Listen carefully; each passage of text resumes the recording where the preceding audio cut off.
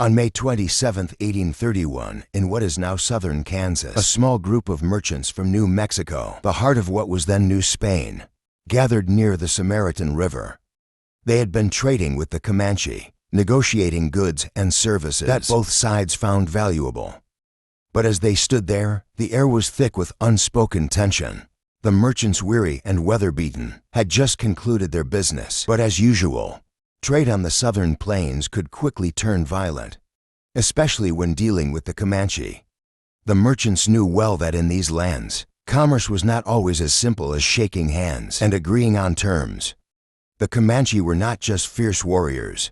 They were equally skilled traders, and their vast territory, stretching across what would become Texas, Oklahoma, New Mexico, and beyond, was home to some of the most formidable people in North America. Over the years, a few enterprising traders like this group had managed to form strong, mutually beneficial relationships with the Comanche.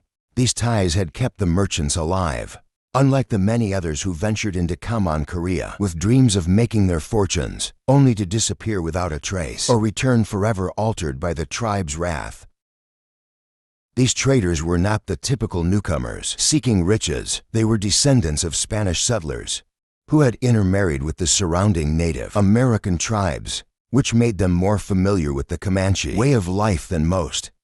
They had survived the region's dangers and found a precarious but profitable niche, facilitating trade between the Spanish settlers of New Mexico and the Comanche. However, the history between the two groups was far from peaceful. The Comanche had been a force of violence across the plains for over a century, their raids motivated by retribution for past wrongs and a desire to carve out more land and power.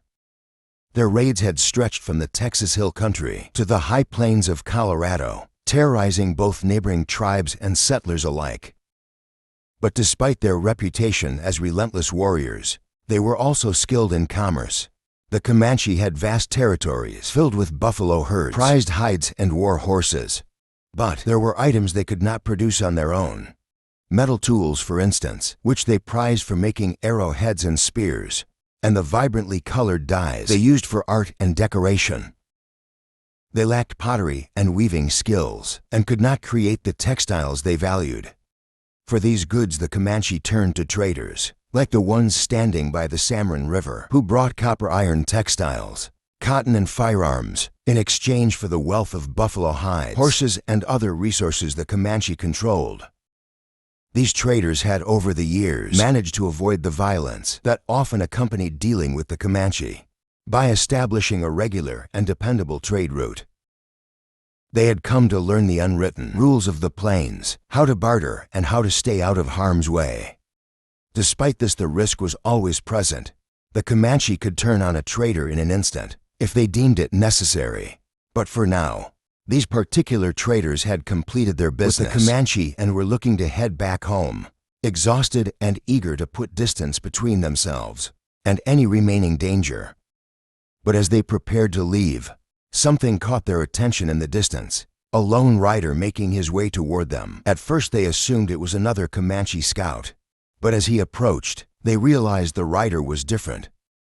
He was an American. This man, though they didn't know it, was one of the most legendary figures of the American frontier, Jedediah Smith.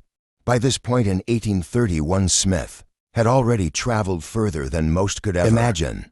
He had seen and survived more of North America than any man alive. His journey had begun in upstate New York, leading him through the Great Lakes and St. Louis.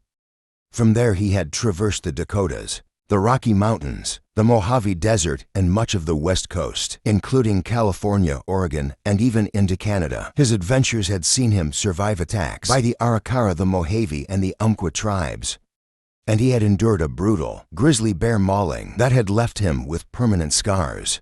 In short, Smith had been through hell, but he kept moving, driven by an unrelenting sense of adventure. Smith had worked with many of the most famous mountain men of his time, including William Ashley, Jim Bridger, and Hugh Glass. In fact, many of those men had met violent ends in the pursuit of fortune in the wilds of North America, but Smith had survived it all.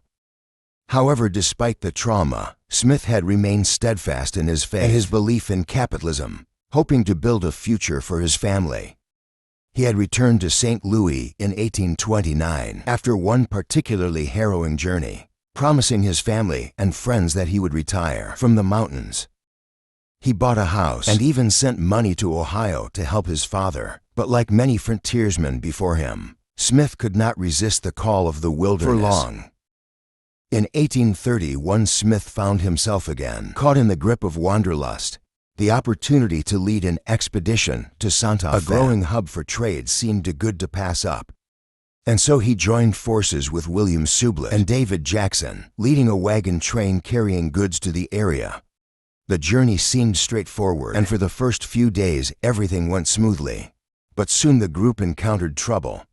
The water they relied on began to dry up, and by May 27th they were completely out of fresh water, both for themselves and their livestock. Smith and his partner, a man named Fitzpatrick, set out to find water.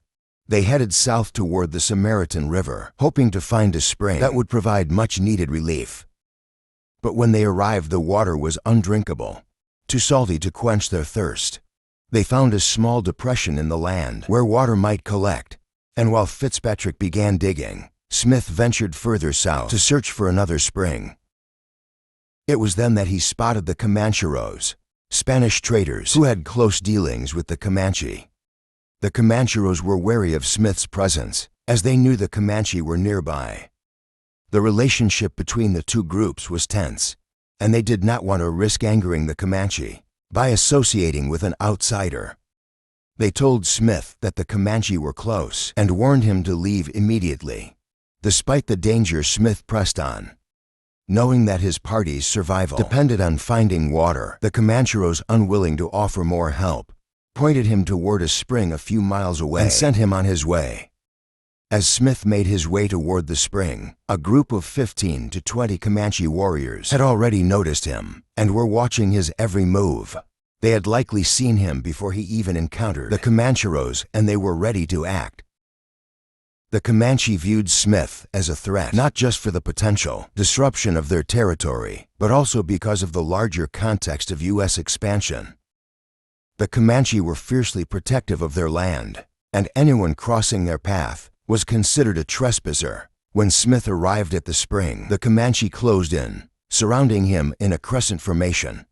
He tried to communicate with them, using sign language and his broken Spanish, but the warriors were not interested in negotiating. The tension in the air was palpable. The Comanche taunted Smith's horse, trying to spook it into throwing its rider. Smith, trying to remain calm, attempted to make a deal, offering his possessions in exchange for his life. But the Comanche had no interest in bargaining. They were there for one reason only. Without warning, a shot rang out. A Comanche warrior's rifle pierced Smith's shoulder, sending him reeling and his horse into a panic. But even as the pain seared through him, Smith's reflexes took over. He managed to return fire, killing one of the warriors before the rest descended upon him, pulling him from his horse and surrounding him with their lances. The attack was swift and brutal. Smith, knowing his fate was sealed, fought with all the strength he had left, but it was no use. The Comanche's superior weapons and numbers overwhelmed him. The warriors mocked him as they beat and stabbed him, their anger evident in every blow. In just moments, Jedediah Smith was dead, his body left behind on the plains. His horse, rifles, pistols, and other possessions were taken, and the Comanche, having avenged their fallen comrade, disappeared into the vastness of the plains. Smith's body would never be found. It wasn't until days later, when the Comancheros encountered the Sublett-Jackson party on the Santa Fe Trail, that the tragic story of Smith's death would be confirmed. The Comancheros, having traded with the Comanche, showed Smith's rifles and pistols to his brother Austin, who would later send a letter to their father in Ohio. The letter, written by Austin Smith, revealed the heartbreaking news. Your son Jedediah was killed on the summer of May 27th. On his way to Santa Fe by the Comanche engines, his party was in distress for water, and he had gone alone in search of the above river, which he found when he was